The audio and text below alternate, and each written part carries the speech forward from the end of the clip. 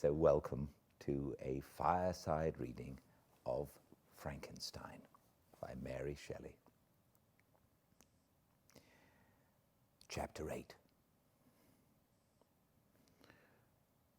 We passed a few sad hours until 11 o'clock when the trial was to commence.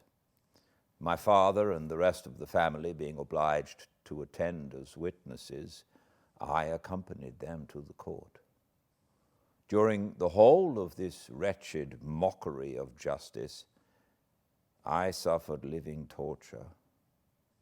It was to be decided whether the result of my curiosity and lawless devices would cause the death of two of my fellow beings. One, a smiling babe full of innocence and joy. The other, far more dreadfully murdered, with every aggravation of infamy that could make the murder memorable in horror. Justine also was a girl of merit and possessed qualities which promised to render her life happy. Now all was to be obliterated in an ignominious grave, and I the cause. 1,000 times rather would I have confessed myself guilty of the crime ascribed to Justine, but I was absent when it was committed, and such a declaration would have been considered as the ravings of a madman, and would not have exculpated her who suffered through me. The appearance of Justine was calm.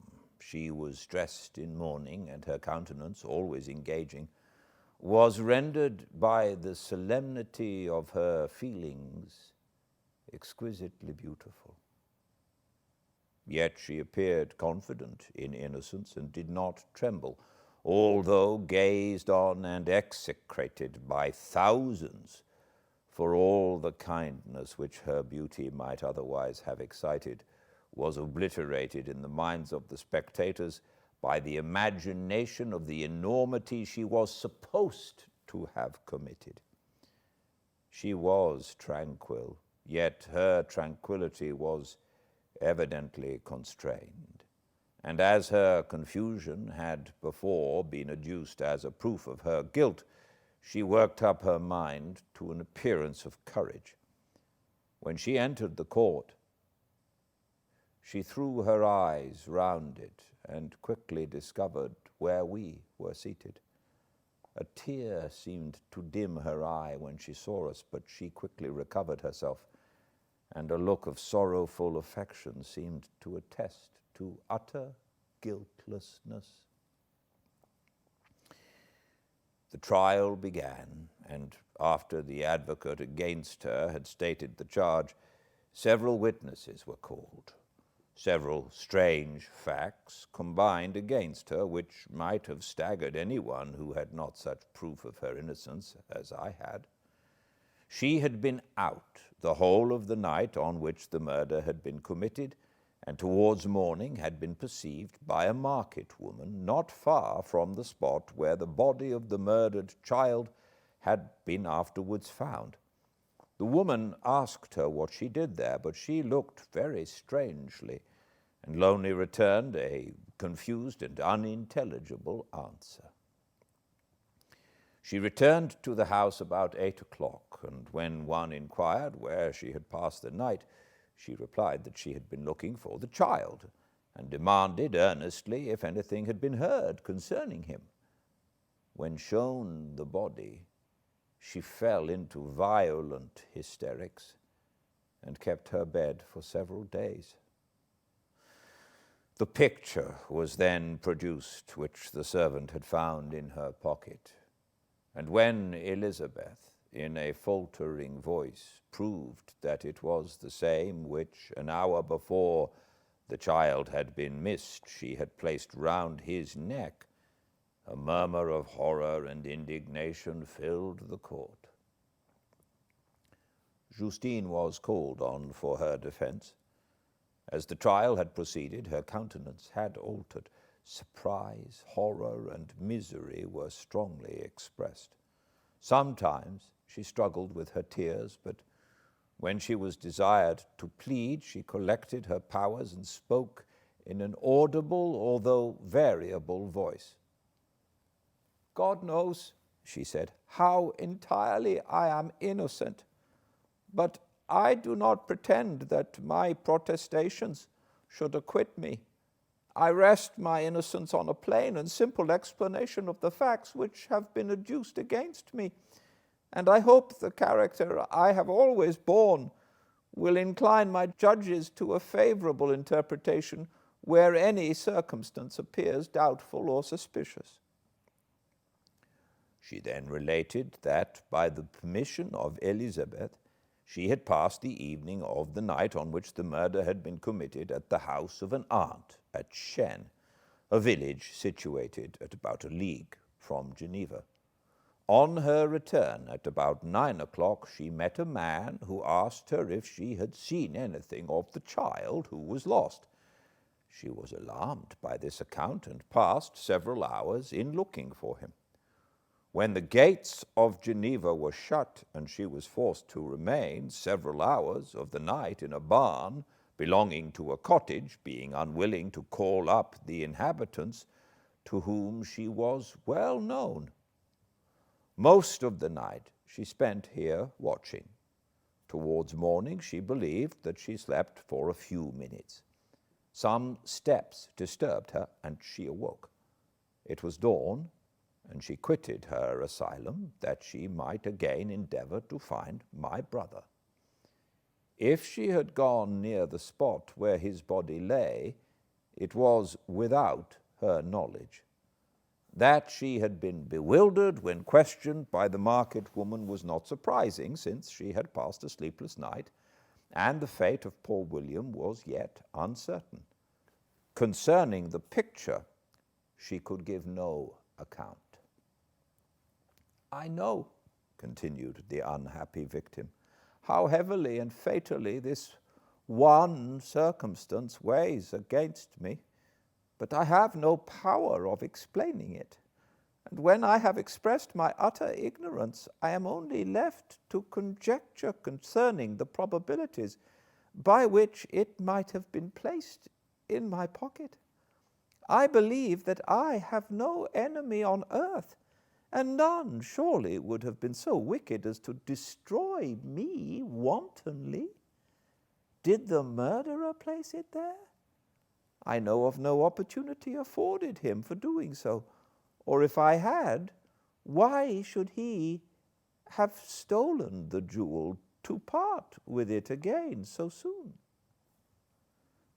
I commit my cause to the justice of my judges, yet I see no room for hope. I beg permission to have a few witnesses examined concerning my character, and if their testimony shall not overweigh my supposed guilt, I must be condemned, although I would pledge my salvation on my innocence. Several witnesses were called who had known her for many years, and they spoke well of her. But fear and hatred of the crime of which they supposed her guilty rendered them timorous and unwilling to come forward. Elizabeth saw even this last resource, her excellent dispositions and irreproachable conduct, about to fail the accused, when, although violently agitated, she desired permission to address the court. I am, said she, the cousin of the unhappy child who was murdered, or rather his sister, for I was educated by and have lived with his parents ever since, and even long before his birth. It may therefore be judged indecent in me to come forward on this occasion, but when I see a fellow creature about to perish through the cowardice of her pretended friends, I wish to be allowed to speak, that I may say what I know of her character. I am well acquainted with the accused. I have lived in the same house with her, at one time for 5, and at another for nearly 2 years. During all that period, she appeared to me the most amiable and benevolent of human creatures. She nursed Madame Frankenstein, my aunt, in her last illness with the greatest affection and care, and afterwards attended her own mother during a tedious illness in a manner that excited the admiration of all who knew her, after which she again lived in my uncle's house, where she was beloved by all the family. She was warmly attached to the child who is now dead, and acted towards him like a most affectionate mother. For my own part, I do not hesitate to say that notwithstanding all the evidence produced against her, I believe and rely on her perfect innocence. She had no temptation for such an action. As to the bauble on which the chief proof rests, if she had earnestly desired it, I should have willingly given it to her. So much do I esteem and value her. A murmur of approbation followed Elizabeth's simple and powerful appeal, but it was excited by her generous interference and not in favor of poor Justine, on whom the public indignation was turned with renewed violence, charging her with the blackest ingratitude. She herself wept as Elizabeth spoke, but she did not answer. My own agitation and anguish was extreme during the whole trial. I believed in her innocence. I knew it. Could the demon who had, I did not for a minute doubt, murdered my brother, also in his hellish sport have betrayed the innocent to death and ignominy? I could not sustain the horror of my situation, and when I perceived that the popular voice and the countenances of the judges had already condemned my unhappy victim, I rushed out of the court in agony. The tortures of the accused did not equal mine. She was sustained by innocence, but the fangs of remorse tore my bosom and would not forego their hold. I passed a night of unmingled wretchedness. In the morning I went to the court. My lips and throat were parched. I dared not ask the fatal question, but I was known, and the officer guessed the cause of my visit. The ballots had been thrown. They were all black, and Justine was condemned. I cannot pretend to describe what I then felt. I had before experienced sensations of horror, and I have endeavored to bestow upon them adequate expressions, but words cannot convey an idea of the heart-sickening despair that I then endured. The person to whom I addressed myself added that Justine had already confessed her guilt. That evidence, he observed, was hardly required in so glaring a case, but I am glad of it, and indeed none of our judges like to condemn a criminal upon circumstantial evidence, be it ever so decisive. This was strange and unexpected intelligence. What could it mean? Had my eyes deceived me?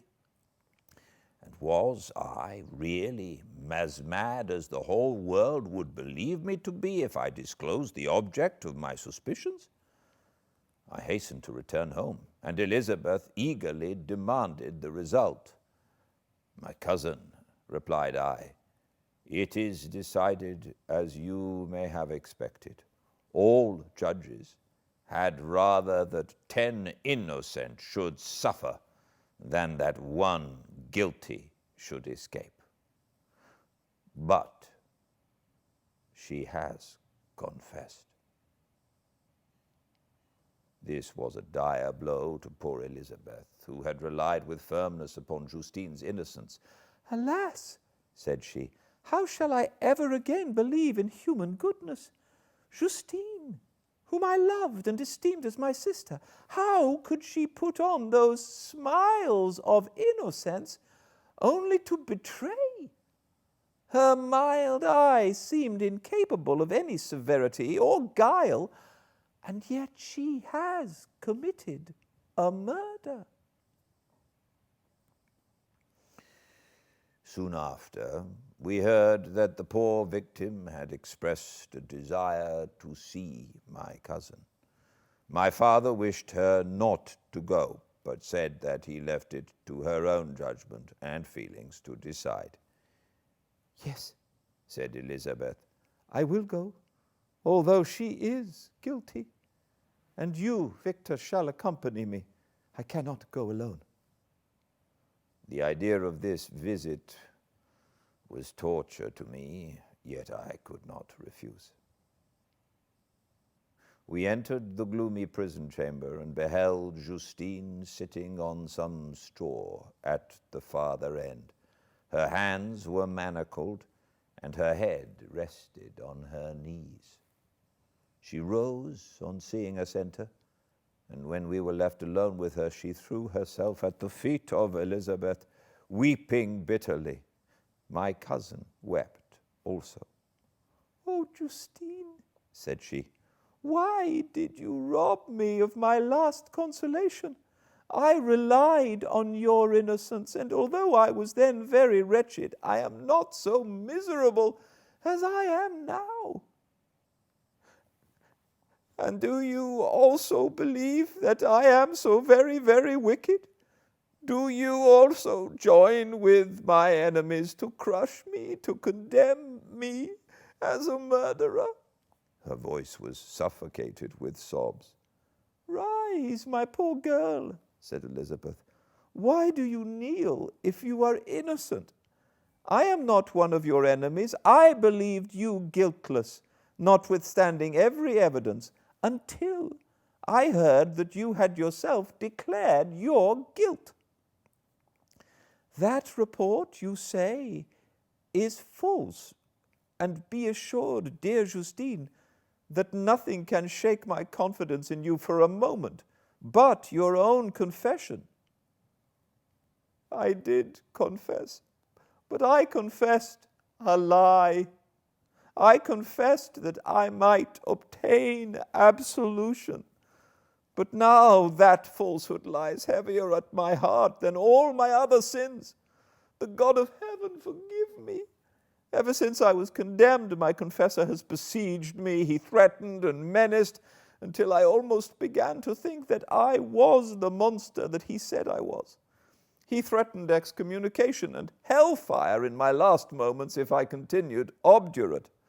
Dear lady, I had none to support me. All looked on me as a wretch doomed to ignominy and perdition. What could I do? In an evil hour I subscribed to a lie, and now only am I truly miserable." She paused, weeping, and then continued, "I thought with horror, my sweet lady, that you should believe your Justine, whom your blessed aunt had so highly honored, and whom you loved, was a creature capable of a crime which none but the devil himself could have perpetrated. Dear William, dearest blessed child, I soon shall see you again in heaven, where we shall all be happy, and that consoles me, going as I am to suffer ignominy and death." "Oh, Justine, forgive me for having one moment distrusted you. Why did you confess? But do not mourn, dear girl, do not fear. I will proclaim, I will prove your innocence. I will melt the stony hearts of your enemies by my tears and prayers. You shall not die. You, my playfellow, my companion, my sister, Perish on the scaffold? No, no, I never could survive so horrible a misfortune. Justine shook her head mournfully. I do not fear to die, she said. That pang is past. God raises my weakness and gives me courage to endure the worst. I leave a sad and bitter world, and if you remember me and think of me as of one unjustly condemned, I am resigned to the fate awaiting me. Learn from me, dear lady, to submit in patience to the will of heaven. During this conversation, I had retired to a corner of the prison room where I could conceal the horrid anguish that possessed me. Despair? Who dared talk of that? The poor victim, who on the morrow was to pass the awful boundary between life and death, felt not as I did such deep and bitter agony. I gnashed my teeth and ground them together, uttering a groan that came from my inmost soul. Justine started. When she saw who it was, she approached me and said, Dear sir, you are very kind to visit me. You, I hope, do not believe that I am guilty. I could not answer. No, Justine, said Elizabeth. He is more convinced of your innocence than I was, for even when he heard that you had confessed, he did not credit it. I truly thank him. In these last moments, I feel the sincerest gratitude towards those who think of me with kindness.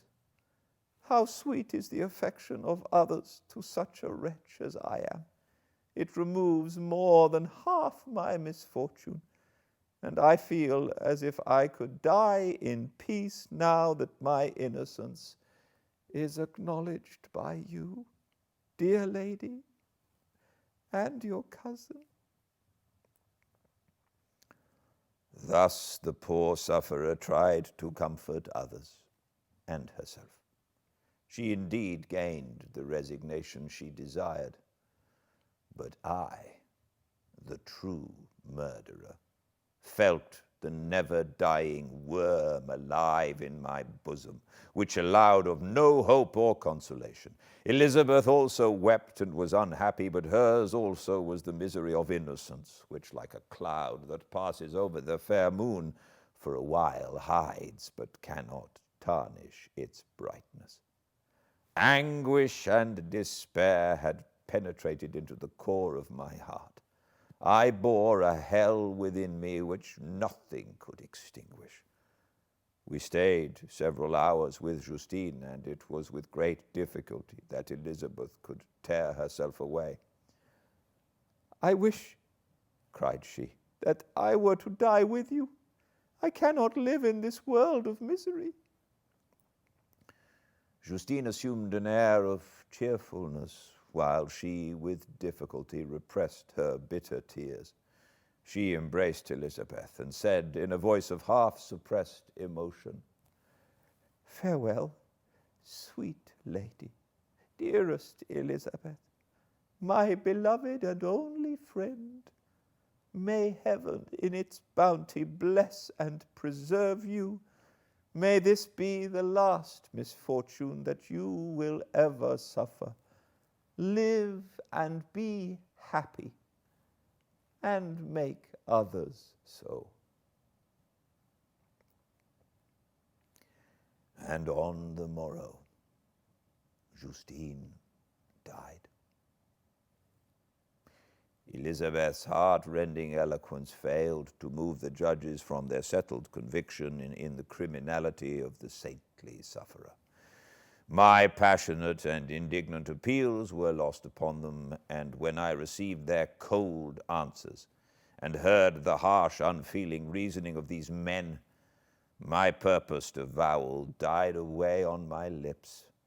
Thus I might proclaim myself a madman, but not revoke the sentence passed upon my wretched victim. She perished on the scaffold as a murderess. From the tortures of my own heart, I turned to contemplate the deep and voiceless grief of my Elizabeth. This also was my doing, and my father's woe, and the desolation of that late so smiling home, all was the work of my thrice accursed hands. Ye weep, unhappy ones, but these are not your last tears. Again shall you raise the funeral wail, and the sound of your lamentation shall again and again be heard. Frankenstein, your son, your kinsman, your early, much-loved friend, he who would spend each vital drop of blood for your sakes, who has no thought nor sense of joy except as it is mirrored also in your dear countenances, who would fill the air with blessings and spend his life in serving you, he bids you weep to shed countless tears. Happy beyond his hopes, if thus inexorable fate be satisfied, and if the destruction pours up before the peace of the grave have succeeded to your sad torments. Thus spoke my prophetic soul, as torn by remorse, horror, and despair, I beheld those I loved spend vain sorrow upon the graves of William and Justine, the first hapless victims of my unhallowed arts.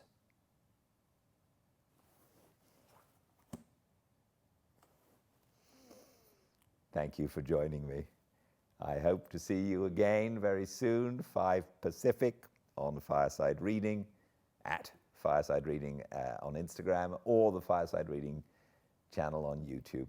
And if you'd like to subscribe and comment and like, that would be wonderful. Until I see you again, please be very well. Good night.